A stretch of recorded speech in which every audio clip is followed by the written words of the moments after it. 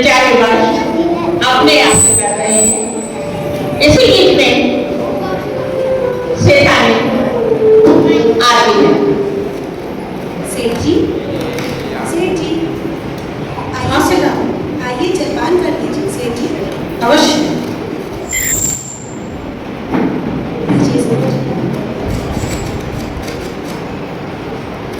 सेठ जी, एक प्रश्न पूछूं आपसे। सेठ जी, मैं देख रही हूँ बहुत दिनों से आप बहुत चिंतित लग रहे हैं, क्या बात है सेठ जी? हाँ सेठानी, हम बहुत ही चिंता में हैं। कुछ दिनों से हमें एक बात सताए जा रही है, हमारे मन को परेशान कर रही है। क्या बात है सेठ जी, मुझे बताइए, क्या पता मैं आपकी शंका का समाधान कर दूं? सेठानी, बात ऐसी है कि अब हमारी उम्र हो चली है, तो मैं सोच रहा हूँ कि अपनी संपत्ति का क्यों ना अपने पुत्रों और पुत्र वधुओं के बीच बंटवारा कर दिया जाए, क्यों ना उनको संपत्ति सौंप दी जाए। मैं उनको अपना सारी संपत्ति धन वैभव सौंप कर अपने कर्तव्यों से विमुक्त होना चाहता हूँ। आपका क्या ख्याल है सेठानी जी? अच्छा, तो आपको ये चिंता सताए जा रही है। अगर आपको लगता है ऐसा करने से आप चिंता मुक्त हो जाएंगे, तो मैं आपके साथ हूँ। आप ऐसा कर दीजिए सेठ जी। आपने तो मेरी मुश्किल आसान कर दी। एक काम कीजिए, आप सभी पुत्रों और पुत्र वधुओं को बुलवाइए, आज हम उनसे बात कर ही लेते हैं। ठीक है सेठ जी, मैं अभी बुला के लाती। इस प्रकार सेठ व सेठानी आपसी सहमति से अपने पुत्र वधु को बुला लेते हैं। बच्चों, अरे मेरे पुत्रों, पुत्र वधू आओ। जय जिनेन्द्र पिताश्री, जय जिनेन्द्र माताश्री, जय जिनेन्द्र माताश्री, जय जिनेन्द्र बच्चों, जय जिनेन्द्र माताश्री, जय जिनेन्द्र पिताजी, जय जिनेन्द्र माताजी, जय जिनेन्द्र पिताश्री। ऐसा क्या कार्य आन पड़ा कि आपने हमें सबको एक साथ यहाँ पर आमंत्रित किया है? बच्चों, आज तुम्हें तुम्हारे पिताजी ने बहुत ही जरूरी बात करने के लिए बुलाया है। अच्छा, ऐसा भी क्या कार्य है? बच्चों, अब मैं सोच रहा हूँ मेरी तो उम्र हो गई है, तो क्यों ना मैं अपनी संपत्ति तुम सब में बराबर बराबर बांट दूं और अपने कर्तव्यों से विमुख हो चलूं, अपनी जिम्मेदारियां पूरी कर चलूं। बताओ, तुम सबकी क्या राय है? ये तो बड़ा ही नेक विचार है इस पिताजी। प्रकार सब बच्चे बड़े खुश। पता लगा पिता से सारी धन संपत्ति मिल गई। सेठानी जी, एक काम कीजिए, आप संपत्ति ले आइए, आज हम इनको देकर अपनी जिम्मेदारियों से मुक्त हो जाएंगे। ठीक है सेठ जी, मैं अभी आती हूँ। ठीक है ना पुत्रों, तुम संतुष्ट हो? पुत्र भगवान भी खुश है, तुम्हें कोई शिकायत नहीं? नहीं पिताजी, नहीं, हम बहुत खुश हैं। लीजिए सेठ जी। लो पुत्रों, ये मैं संपत्ति बराबर बराबर हिस्सों में बांट रहा हूँ। अब इसे तुम संभाल कर रखना, ये मेरे जीवन भर की पूंजी है। धन्यवाद पिताश्री। धन्यवाद माताजी, ये तुम्हारे पिताजी के जीवन भर की पूंजी है, इसे संभाल कर रखना, इसका दुरुपयोग मत करना, सुखीपूर्वक अपना जीवन व्यतीत करना। जो आ गया माताश्री। खुश रहो बच्चों, खुश रहो। तीनों अपने अपने गृहस्थ जीवन के लिए सोचने लगे। अब माता पिता का पैसा मिला तो खूब मौज मस्ती चल रही है। बिना मेहनत की संपत्ति मिली तो खूब आनंद उत्सव मनाया जाता है।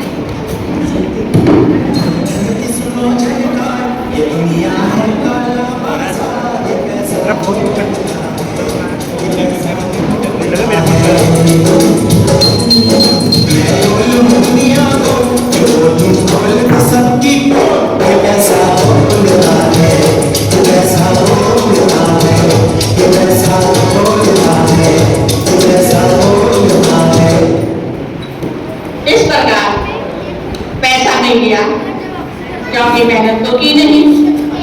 अब मेहनत ना करके तीनों बच्चे आलसी हो गए और लगे इसका दुरुपयोग करने। नशे का जीवन हो दुखदाई बचे न जीवन रोटी माई नशे का जीवन हो दुखदाई बचे न जीवन रोटी माई रोगों से है पीड़ा पाई राम नाम से लेते विदाई नशे का जीवन मेहनत से है नाम कमाया नशे के जीवन को बिताया खाएगा जेल की रोटी बुरे कर्म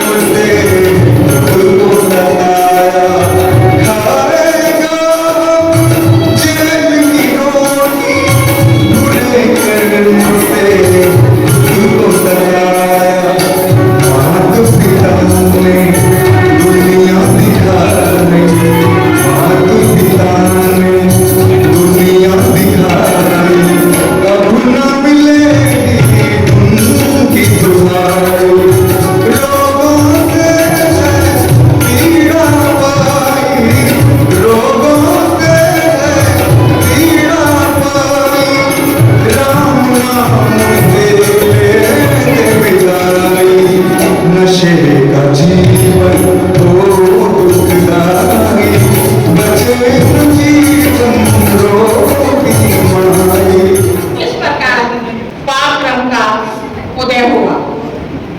थोड़े ही समय में सारा पैसा सारी संपत्ति खत्म हो गई। अब घर कैसे जाएं?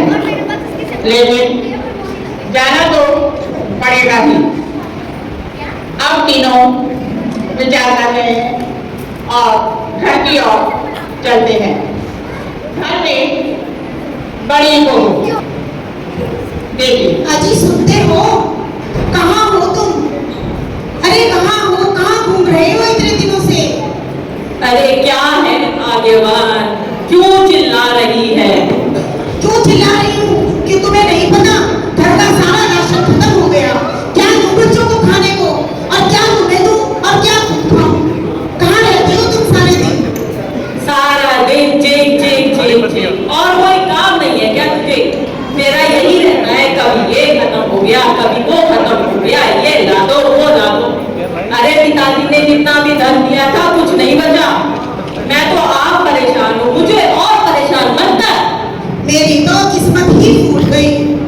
दोनों लड़ रहे हैं।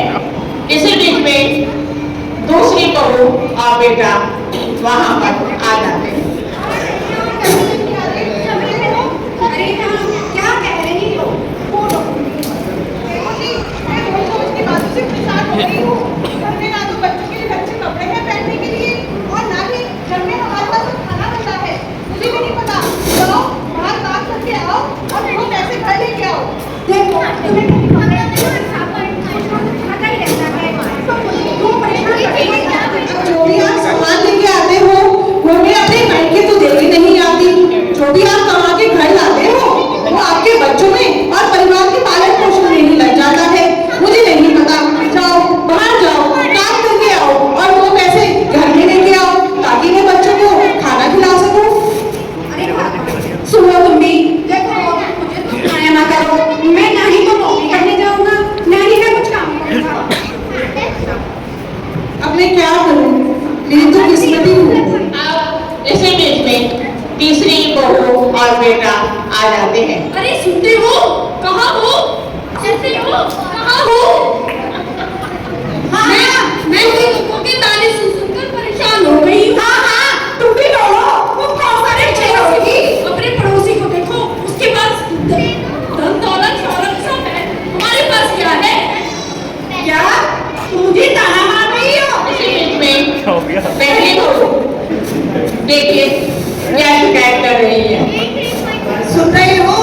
कभी दिमाग में ये भी आता है इन्हें कहीं घुमा लाऊं, कहीं बच्चों को ले जाऊं। अरे और कहीं नहीं तो कहीं तीरथ पर ही ले चलो, कहीं तो चलो। सारे दिन पता नहीं कहाँ रहते हैं, क्या करते हैं। हे भगवान, यहाँ खाने के तो लाले पड़े हैं, इसे घूमने जाने की पड़ी है। पता नहीं कितने ऊंचे ऊंचे ख्वाब देख रखे हैं इस महारानी ने। हद कर दी इसने तो। दूसरी बहू, आखिरकार जब हमारे पास कुछ भी नहीं बचा तो क्यों ना हम फिर से पिताजी के पास चलते हैं, शायद वहां से हमें फिर से कुछ मिल जाए। हाँ हाँ, भाग्यवान कह तो तुम ठीक रही हो, लेकिन हम उनके पास जाएंगे तो कैसे? उनके पास धन नहीं हुआ तो फिर हम क्या करेंगे? इसी बीच में तीनों बहुएं आपस में कुछ विचार विमर्श कर रही हैं। अब क्या इनके दिमाग में आ रहा है, ये देखिए आगे। सुन रही हो, हम तीनों ने कुछ विचार किया है, अगर आपकी आज्ञा हो तो बोलूं। बोलो भाग्यवान, क्या खिचड़ी पक रही है तुम दोनों के दिमाग में? भाई ऐसा करते हैं तो ऐसा,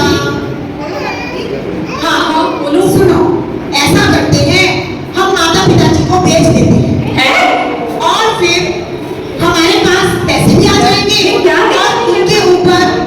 और उनके ऊपर जो खर्चा होता है, अरे उनसे भी पीछा छूट जाएगा। यही एक विचार हम तीनों के मन में आया है। भाभी भैया, भाभी वैसे ठीक ही कह रही है। क्या ये ठीक रहेगा? सब बच्चे इस बात पर चलो, तुम सबकी यही मर्जी है तो चलते हैं। हाँ चलो चलते हैं। हाँ चलते हैं। सब बच्चे इस बात पर सहमत हो जाते हैं। कलयुग बड़ा विकराल रूप ले रहा है। आज का राम दशरथ को वनवास दे रहा है, आज का राम दशरथ को वनवास दे रहा है। सब बच्चे माता पिता के पास पहुंचते हैं। बच्चे माता पिता के पास पहुंचे और आपके पास और वो जो भी धनराशि थी हम दे, हमारे पास कोई कुछ नहीं बचा। पिताजी, कैसे हो सकता है? आपके पास जब कुछ ना कुछ तो बचा होगा ना। अरे अगर तुम होगा तो हमने जरूर देते। हमने तो सब बराबर करके दे दिए हैं। अब हमारे पास कुछ भी नहीं है। अरे कुछ तो होगा। अरे सेठानी, कैसे जिद में होगा?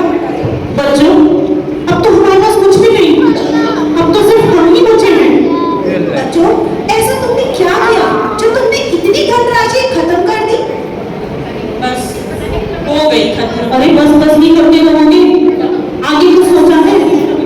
हाँ पिताजी, अच्छा ये बताओ, आप लोग क्यों आए हो यहाँ पर? या तुम बोलो ना। भैया बोलो ना। हाँ बोलो, क्या बात है?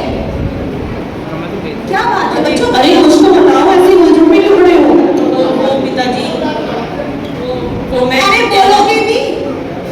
अरे हम आपको बेचना चाहते हैं। हे भगवान! क्या बेचना चाहते हैं?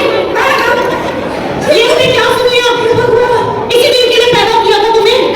अरे इसी महीने, इसी दिन के लिए मैंने तुम्हें 9 महीने अपने पेट में रखा था। अरे कल को मर जाओ, मर जाओ, मर अरे सेठानी, क्या दिमाग में क्या है इनका?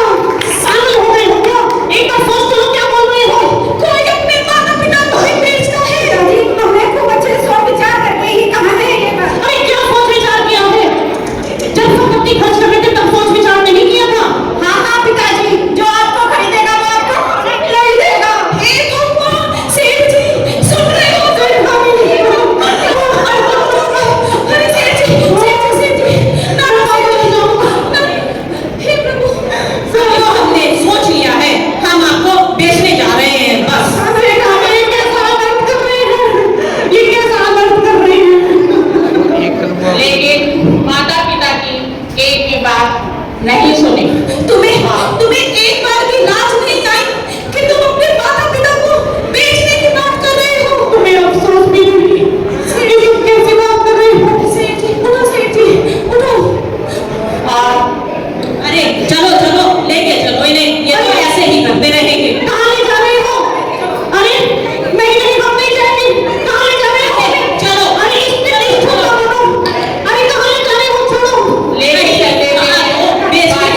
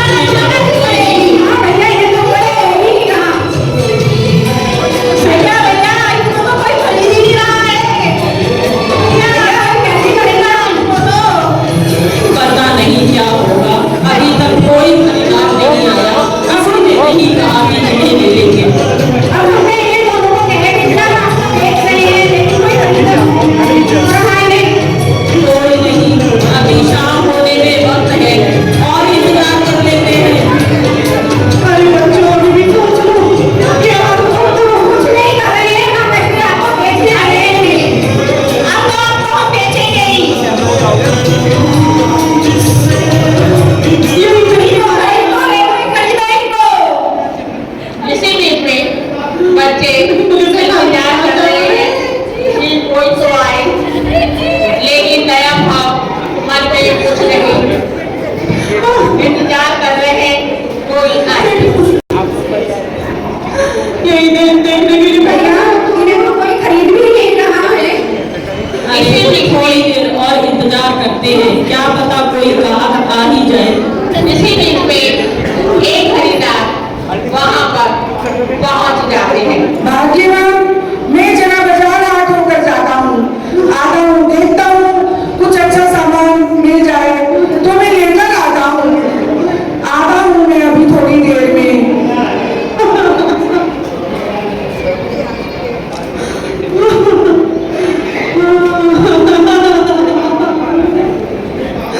अरे ये क्या, तुम लोग किस लिए आए हो यहाँ पर बच्चों?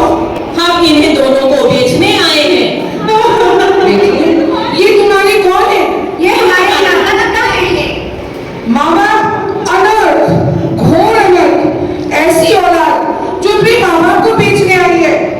ऐसे कलयुग में ऐसी औलाद जिसे यही नहीं पता कि माँ बाप ने पैदा किया, पाला, बड़ा किया, आज वो बच्चे अपने माँ बाप को बेचने आए हैं, बहुत ही शर्म की बात है।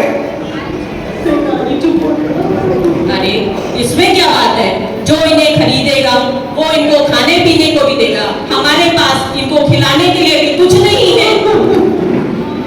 मैं तो इनको नहीं खरीद सकता। अनर्थ, घोर अनर्थ, घोर अनर्थ, मैं इनको बिल्कुल नहीं कर सकता। मैं ये पाप कभी भी नहीं कर सकता। मैं ये पाप कभी भी नहीं कर ले लो।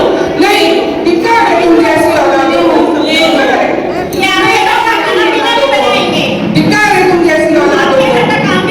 नहीं, मैं ये पाप नहीं कर सकता। मैं ये पाप नहीं कर सकता। खरीदार मना करके चले जाते हैं। और इंतजार करते हैं। बच्चे बहुत परेशान, करें तो करें क्या। बच्चे आपस में बातचीत ही कर रहे थे। इतनी देर में एक मुनादी वाला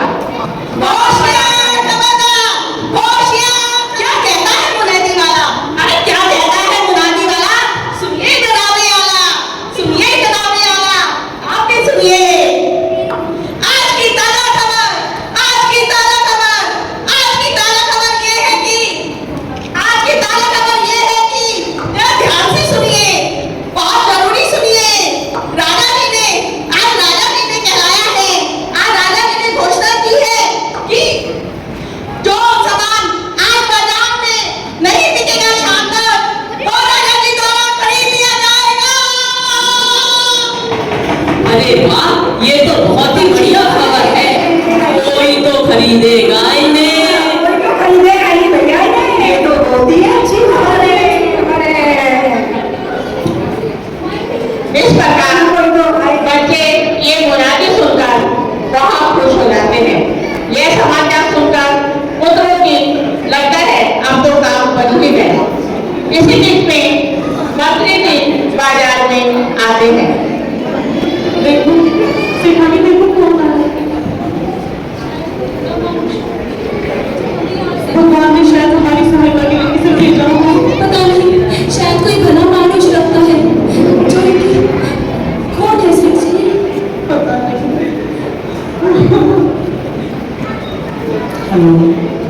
अरे अरे आप लोग ये क्या कर रहे हैं? हम यहाँ इन्हें बेचने आए हैं। कल सुबह से शाम हो गई, अभी तक इनको खरीदने कोई नहीं आया। जो देखता है मना करके चला जाता है। लेकिन आप लोग ऐसा क्यों कर रहे हैं? अरे हमारे पास इन्हें खिलाने पिलाने को भी कुछ नहीं है। कम से कम जहाँ जाएंगे वो उन्हें खाने को तो दे देगा।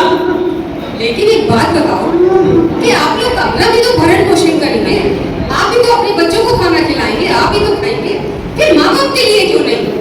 हमारे पास इनके अपने खाने पीने के लिए ही भोजन नहीं है तो हम इन्हें कैसे खिलाएंगे?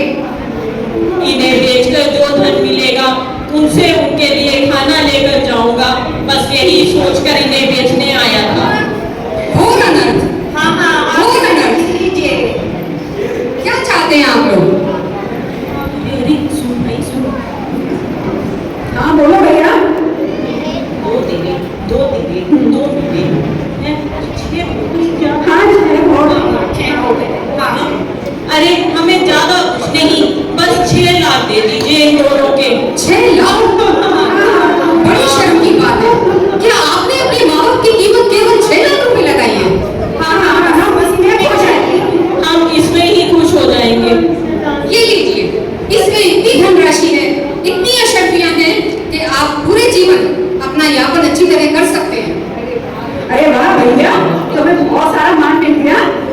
धन्यवाद धन्यवाद मान्यवर, आपका धन्यवाद। धन्यवाद धन्यवाद मान्यवर।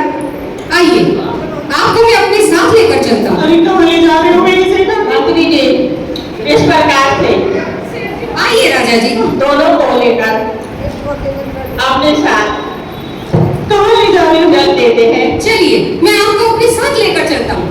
लगता है ये कोई भला आदमी है। चलिए।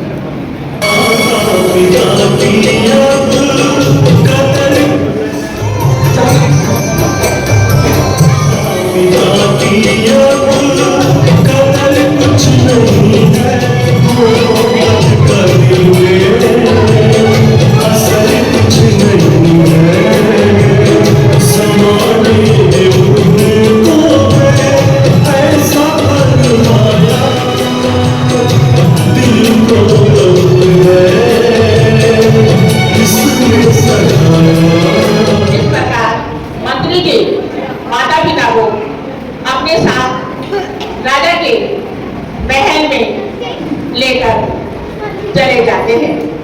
देखिए राजा के महल में क्या चर्चा हो रही है। आज कुछ अच्छा नहीं लग रहा है, समझ नहीं आ रहा है क्यों ऐसे सब बोल रहा है। आपको कैसा लग रहा है महारानी? आपका स्वाद तो ठीक है ना? महाराज, आज कुछ ऐसा नहीं लग रहा है कि मेरा स्वास्थ्य अच्छा नहीं है, कुछ अजीब सा लग रहा है कि मुझे वैद्य को दिखा लेना चाहिए। हाँ जरूर जरूर, आप थोड़ा आराम कीजिए। इसी क्रम में मंत्री के माता पिता को शेर सेठानी को महल में लेकर चले जाते हैं। आगे देखिए। महाराज की जय हो, महारानी की जय हो। जय हो मंत्री जी।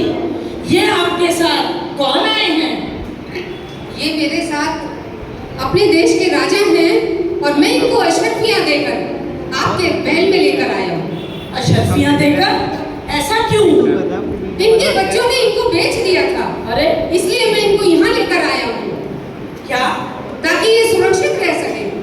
ये ऐसा कलयुग? ऐसा ही कलयुग है।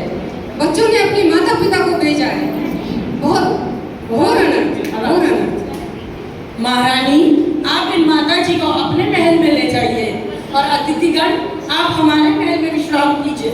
मंत्री जी, आपने ये काम बहुत अच्छा किया, धन्यवाद। आइए मेरे साथ। महाराज, आपका आभार, आपका आभार। आइए आइए, आप आराम से यहाँ विराजमान रहिए। आपका आभार। अब अतिथिगण को महाराज ने अपने राज्य में बिठाया और माता को ससम्मान महल में भेजा। कुछ दिनों पश्चात पड़ोसी राज्य का संदेश वहां को संदेश लेकर के आता है। जय हो जय हो। महाराज, मैं आपके पड़ोसी देश का संदेश हूँ। आपका स्वागत है। महाराज, हमारे राजा ने आपके लिए कुछ प्रश्न भेजे हैं। प्रश्न? जी हाँ, उन्होंने 4 प्रश्न भेजे हैं। अगर आप उनका उत्तर सही से दे देते हैं तो वो अपना राज्य आपको सौंप कर संन्यास लेंगे। ये क्या शर्त है? प्रश्न के बदले राज? हाँ महाराज, लेकिन साहब ने यह भी कहा है, अगर आपने उन प्रश्नों का सही उत्तर नहीं दिया तो आपका राज्य में अधिकार कर लिया जाएगा। ये क्या प्रश्न हुआ और ये क्या तरीका हुआ? पर आप जब आए हैं तो हम प्रस्ताव आपका स्वीकार करते हैं। आप हमें अपने प्रश्न बताइए। महाराज, मेरा पहला प्रश्न है, जो यहाँ भी है जो वहाँ भी है। महाराज, मेरा पहला प्रश्न है, जो यहाँ भी है जो वहाँ भी है। ये कैसा प्रश्न हुआ? किसी को समझ आ रहा है? नहीं। महाराज, मेरा दूसरा प्रश्न है, जो यहाँ है पर वहाँ नहीं, जो यहाँ है पर वहाँ नहीं। और इसी श्रृंखला में मेरा तीसरा प्रश्न है, जो वहाँ है पर यहाँ नहीं। महाराज, मेरा तीसरा प्रश्न है, जो वहाँ है और यहाँ नहीं। पता नहीं आप क्या बोल रहे हैं। यहाँ वहाँ यहाँ वहाँ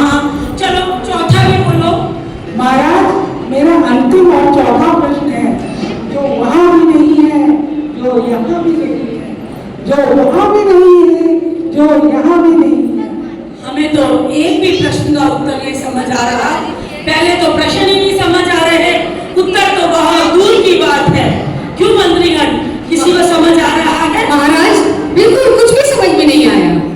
महाराज, मैं अपने प्रश्नों के उत्तर की प्रतीक्षा में रहूंगा। आज्ञा दे।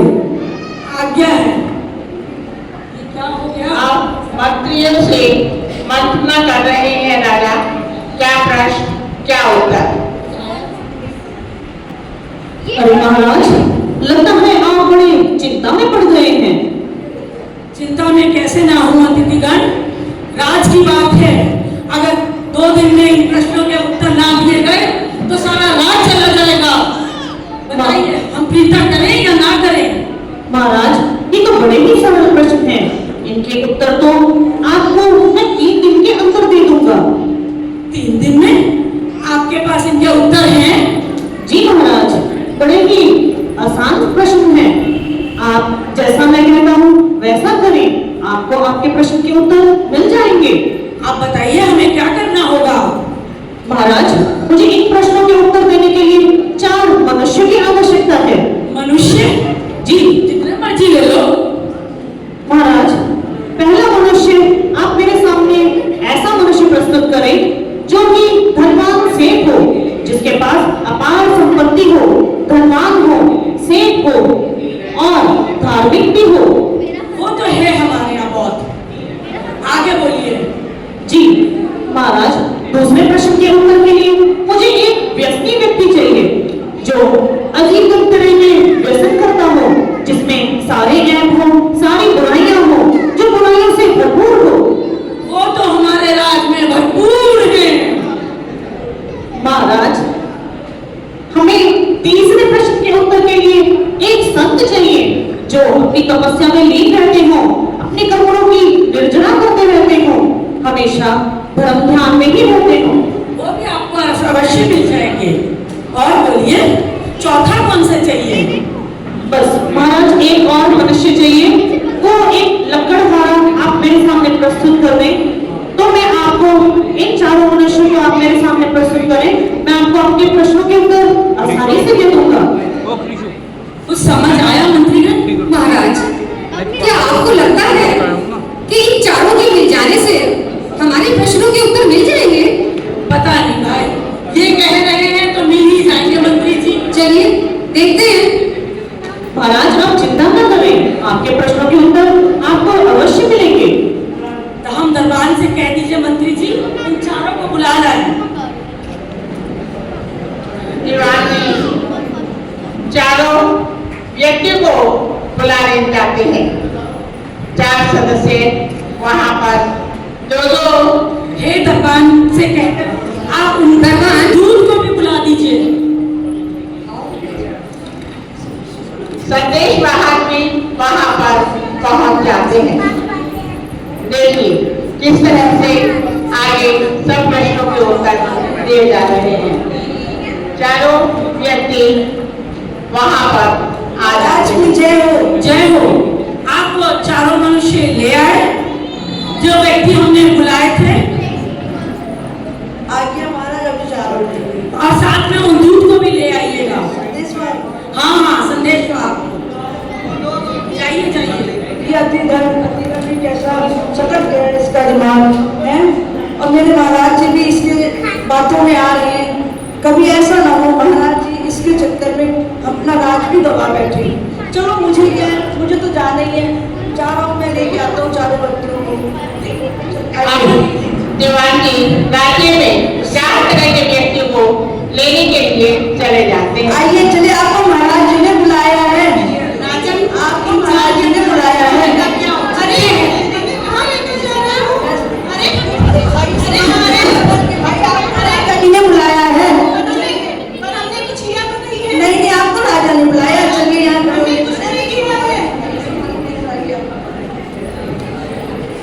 साधु आइए। चारों व्यक्ति महाराज के दरबार में उपस्थित हो जाते हैं। महाराज जी, चारों व्यक्ति आ गए। आप चारों घबराइए नहीं, आपको कोई दंड के लिए नहीं बुलाया गया है। आप राज्य के ही काम आने वाले हैं। संदेश मैं आपको कहा था, संदेश आपको भी ले आइए। जी महाराज, साथ हूँ। राजन महाराज की जय हो, महाराज की जय हो। महाराज, आशा करता हूँ मेरे प्रश्नों के उत्तर आपको मिल गए होंगे। हाँ हाँ, हमें जरूर मिल गए, पर हम आपके प्रश्नों के उत्तर हमारे अतिथिगण देंगे आपको। मैं प्रतीक्षा हूँ। हाँ हाँ, प्रतीक्षा कीजिए। अतिथिगण, ये रहे वो 4 मनुष्य व्यक्ति जो आपको चाहिए थे। जी महाराज, मैं आपको चारों प्रश्नों के उत्तर देने के लिए तैयार हूँ। श्रीमान मंत्रीगण और महाराज, आप सभी जरा ध्यान से सुनना। आपका पहला प्रश्न था, जो यहाँ भी है और जो वहाँ भी, उसका उत्तर देने के लिए मैंने इन सेठ जी को बुलाया है। सेठ जी यहाँ आइए। इन सेठ जी के पास अपार धन संपत्ति है और ये धर्म भी करते हैं। अपनी संपत्ति धर्म के कार्यों में खर्च करते हैं, अर्थात इनके पास यहाँ भी है और आगे चलकर भी इनके पास काफी अर्जित होगा। ये अपने धन को अर्जित करने जा रहे हैं, तो यहाँ भी है और वहाँ भी। ये है आपके पहले प्रश्न का बिल्कुल उत्तर। सही महाराज, ये तो कमाल हो गया। वाह श्री वाह। एकदम उचित उत्तर दिया है, बहुत खूब श्रीमान। अब मैं दूसरे प्रश्न के उत्तर की प्रतीक्षा में। दूसरा दीजिए। जी, आपके दूसरे प्रश्न के उत्तर के लिए मैंने इस व्यसनी व्यक्ति को बुलाया है। अरे भाई, ठीक से खड़े हो जाओ। ये कैसे उत्तर है? बैठे रहते, प्रश्न उत्तर दो। ये है आपके दूसरे प्रश्न का उत्तर।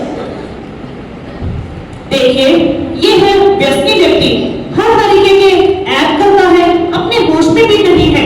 अरे ठीक से खड़ा भी नहीं हो पा रहा, इसके पास ठीक से खड़ा भी नहीं हो पा रहा। इसने इतने ऐप करता है सारा दिन, कुछ ना कुछ गलत कार्यों में ही लगा रहता है। इसका मतलब इसके पास यहाँ तो था, जितना भी इसके पास धन था ये सब उड़ाया जा रहा है, अर्थात आगे के लिए कुछ भी नहीं बचा रहा। तो यहाँ है पर वहाँ नहीं।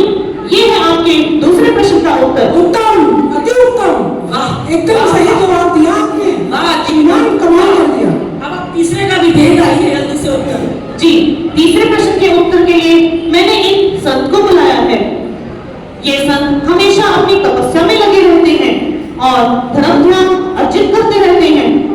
इनके पास अभी कुछ नहीं है, परंतु ये अर्जित करके आगे बहुत कुछ पाएंगे। इसका मतलब यहाँ नहीं है पर वहाँ बहुत कुछ होगा। ये है आपके तीसरे प्रश्न का उत्तर। बहुत खूब। आप देखते हैं आप मेरे अंतिम प्रश्न का उत्तर क्या करते हैं। जल्दी दे दीजिए अंतिम प्रश्न का उत्तर भी। जी महाराज, ये लकड़हारा है आपके चौथे प्रश्न का उत्तर। इसके पास अभी कुछ भी नहीं है और ये आगे भी कुछ अर्जन नहीं कर रहा, क्योंकि अभी तो इसके पास कुछ नहीं है, परंतु पूर्व पाप कर्मों के उदय से ये आगे भी अभी कुछ भी अर्जन नहीं कर रहा। अपना सारा कार्य, सारा काम ऐसे ही कर रहा है, तो इसके पास अभी भी कुछ नहीं है और आगे भी चलकर इसके पास कुछ नहीं होगा। ना ये धर्म ध्यान करता है, ना कोई आत्मा में ध्यान लगाता है, तो इसके पास आगे अर्जन के लिए कुछ नहीं है। ये ऐसे ही अपना जीवन काट रहा है, तो ना यहाँ है और ना आगे चलकर कुछ होगा। यही है आपके चौथे प्रश्न का उत्तर। बहुत खूब महाराज, मेरे तो चारों प्रश्नों के उत्तर बिल्कुल सही दे दिए श्रीमान। बेहतर, बहुत बेहतर। महाराज, मुझे सारे प्रश्नों के उत्तर मिल गए हैं। मेरे राजा अपना राज्य आपको सौंपकर अब संन्यास ले सकते हैं। आज्ञा दें महाराज। जय जिनेंद्र। जय जिनेंद्र। धन्यवाद अतिथिगण, आपने हमारा राज ही नहीं बचाया, हमारा मान बढ़ा दिया है। जैसे हमने वादा किया था हम अपना आधा राज आपको दे देंगे, तो हम अपना वादा पूरा करते हैं। हम आज अपना आधा राज आपको दे देते हैं। महाराज, आप मुझे आधा राज्य दे तो रहे हैं, परंतु अब मेरा मन इस संसार से विरक्त हो चुका है। अब मुझे इस धन की, इस वैभव की, संपत्ति की कोई आशा नहीं है, क्योंकि जैसे मेरे पुत्रों ने मुझे बेचा और ऐसा घृणित कार्य किया, अब मेरे अंदर कोई भी इच्छा नहीं है। ना मुझे राज्य चाहिए ना धन दौलत। अब तो मैं सिर्फ जित मार्ग के मार्ग पर जाना चाहता हूँ। अब मैं जित दीक्षा लेना चाहता हूँ और अपनी आत्मा का कल्याण करना चाहता हूँ। मुझे अब कुछ नहीं चाहिए। क्या आप दीक्षा लेना चाहते हैं? जी आपको महाराज। कुछ नहीं चाहिए? ये आप बिल्कुल सही कह रहे हैं। जब ये कलयुग आ जाता है तो ऐसा ही होता है, पर ये कलयुग आता नहीं है, हम और आप ले आते हैं। जब हम अपने बच्चों को सही शिक्षा नहीं देते, मंदिर जी जाने की शिक्षा दें, बड़ों का आदर करने की शिक्षा दें, तो ऐसा हाल नहीं होगा किसी का। आइए तो यही है वह स्वार्थी संसार जो सदियों से चला आ रहा है और सदियों तक चलता रहेगा।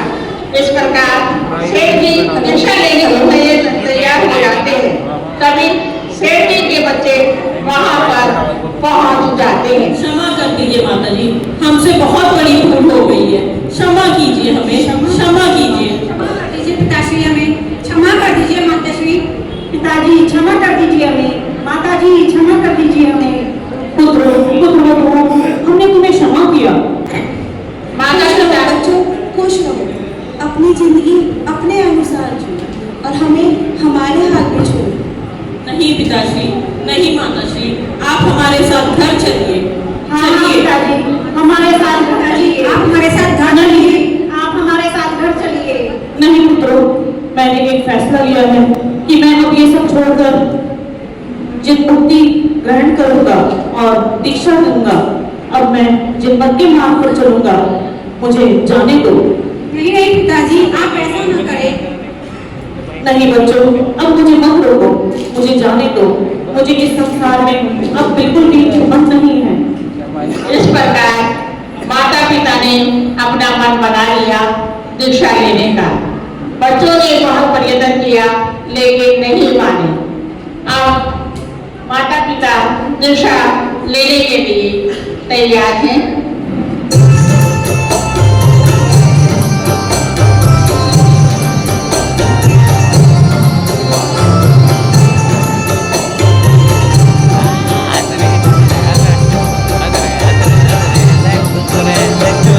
तपस्या धन को तपाया, आपने बड़ी मां करी हम सब मिलकर भगवान, करे हम सब मिलकर